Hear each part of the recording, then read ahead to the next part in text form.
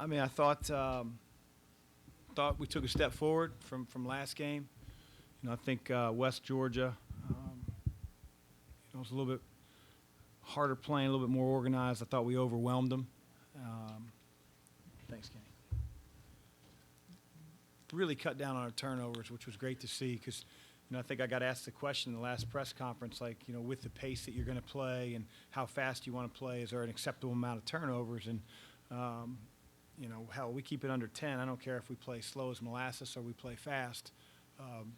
That's doing a really good job. And even the ones we turned over, I thought were tough decisions that we made. So that's a good thing. I thought our spacing was excellent. Defensively, after maybe the first 4 or 5 minutes, I thought our guys buckled down and defended as a team. And we were seeing actions for the very first time that they had to adjust to on the fly. We didn't talk a ton about West Georgia's offense outside of a few set plays. So it was a good night for us. And as I told our guys, man, from here on out, it's for real for most of us. Any questions?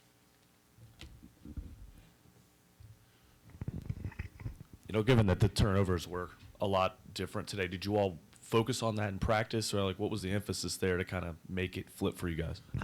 I wouldn't say that we focused on it. We're focusing on playing with pace and space and making good decisions all the time. I think our guys are smart enough to know that we mishandled some things. We took some chances last game. We didn't stick to spacing in certain areas, and tonight we were much better. But one exhibition game after the first one doesn't cure everything. It's going to be something that our team's going to have to be cognizant of. We want to play with pace for 40 minutes, as you saw, but at the same time, we've got to be really poised and smart with the decisions we make while we play fast. And we're doing it every day, so you would think our guys would be able to figure out what's open, when it's open, how it's open, and what to do with the ball. And I thought we made better decisions tonight doing that. I guess when you have a ratio of 3-to-1 assist to turnovers, that says something about guys' awareness of each other on the court. Was that maybe the thing that really surprised you the most or impressed you the most tonight? No, not really. Guys, they'll know where each other's at. It's just it's conditioned out of our offense. I think when we don't stick to our spacing and guys gravitate from the corners and are antsy for the ball and they're not making it more comfortable and easier for their teammates, that's when our guys don't know why you're there. So we stick to our spacing. We get in the lane, we should know where our teammates are at. And again, it's on each of our players when the perimeter drives to slide and create more space. And we're getting a feel for that. And there's certain guys on the team that are magnets, and I mean that in a very, very good way. It's like they're going to draw a lot of attention, whether they're rolling to the rim or they're spacing on the floor. And you see a couple drives by Dre where it's like, who's helping? Because if they do help, he knows where his outlets are to go one more, and it was really good to see against a different team. We see it against ourselves every day. In regards to that, a couple of the threes you had that were really open were guys that were either driving or you had one on a break, I think, and they kicked it kind of back out. Is that what you want in the offense and making an easier three there? Yeah, it's hard to get good looks from three every time with terrific shooters, but you get feet set threes. There's only maybe one or two players where we don't want them taking that shot, and you could probably guess who those guys are. They play the five for us, but Malik can certainly shoot it as long as their feet set and we deliver the pass and we're not reaching for it over our head or down near our shoelaces. We put it on the money and we work on that every day. Then those are good shots for our team. Chris, it seemed like Sam played with a purpose, the way he was driving the ball to the rim. Is that how you want him to play in this offense? He's got to play aggressive. Absolutely. He's got to play aggressive. He's got to recognize, handoff action for himself to try to get downhill, to be able to sort of run through passes, catch the defender sleeping, maybe that's closing out. Don't let the ball hit your hands and then drive it. Ball's 4 or 5 feet from your hands, just run through that pass and catch the defender sleeping and gets you in the lane. And he's a good passer. So if you converge, he can find the open man. And if not, he did a great job getting to the rim and finishing tonight.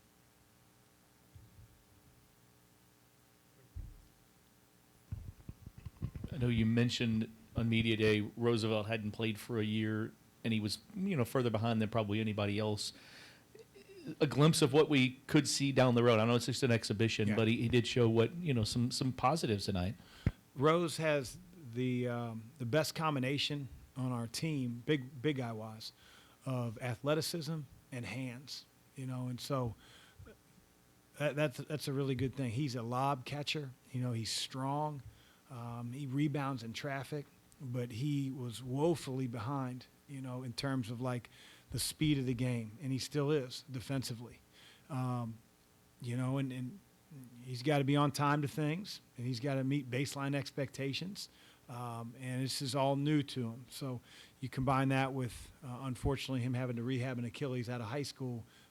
He was really behind the 8 ball, but he's got an extraordinary senior to learn from and hopefully grow from in Malik. But tonight was, a small glimpse of who he can be in the future. I don't know if that'll be, this year.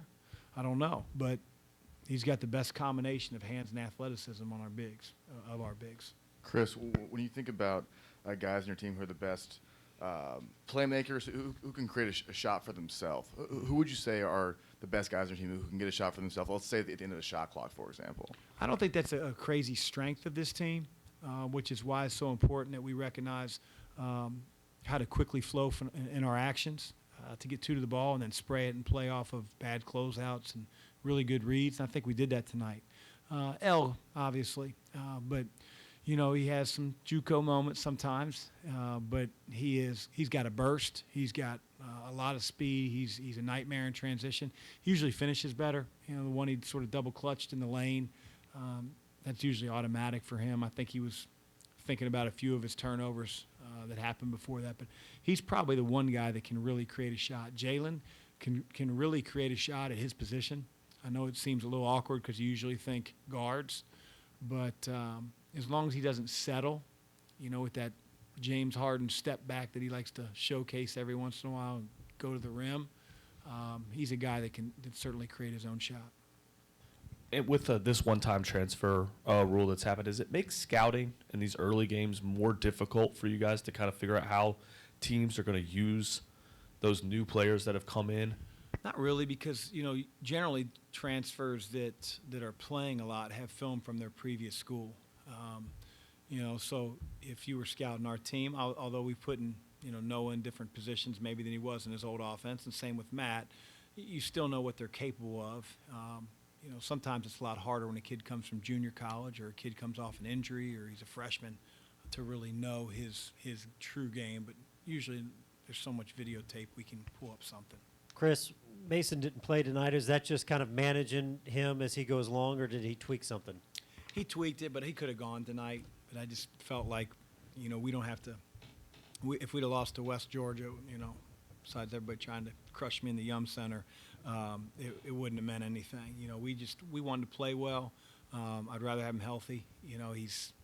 He's practiced in our shoot-around today. He practiced yesterday, had a really good practice. So we just felt like it wasn't necessary, and let's just keep him on the right path. Chris, with Dre, Matt, and Sam all playing really well in exhibition play, how difficult is it going to be divvying up minutes at the wing when the regular season gets here? Well, we can play a lot of ways. I mean, at one point tonight, we played all 3 of them, and so best players play. Coaches don't really decide who goes in the game. Their effort and their production do on both ends of the floor, and so that's the nice thing about having a roster where you have more than one option. We have some really talented wings. They all have different strengths, and so we're going to utilize all of them. There will be times where they play together too.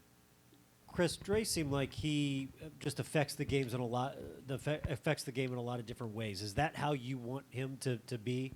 Just a little bit of everywhere? Heck yeah. I mean, he's a utility guy in terms of does a little bit of everything.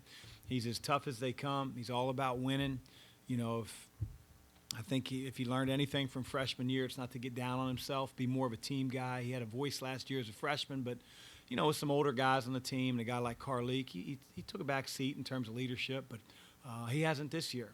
He's had the voice every single day that demands respect. He practices hard. He's a tough matchup. He's strong. I think the way that we're spacing, I don't want to say around him because it's around everybody, but a few of those drives right in front of our bench were simply because of really good spacing. And Dre was poised with the ball, got right to the rim, pushed his dribble through, didn't pick it up early, and he finished. He does a lot of good things on both sides. How much do these guys kind of, coach themselves on the floor? I mean, how do you kind of step back and kind of let them sort things out themselves? Yeah, I mean, when the voices of the players are stronger than the voices of the coach, you got a special team. We have a few guys that that really, really value being vocal and are really experienced. We're not there yet. There's a lot of things that we're still implementing, so it's more ears and eyes on the coaches. But I tell them all the time, it's their team. It's their team. 108th team in Louisville history is all about those guys. It's the only time they'll be together as a group. I'll coach many more teams, but this is the one time those guys are together. So take ownership of your team, take ownership of your practices. We got some great leaders in that locker room too. Anything else, anyone? Great, thank you. Thanks.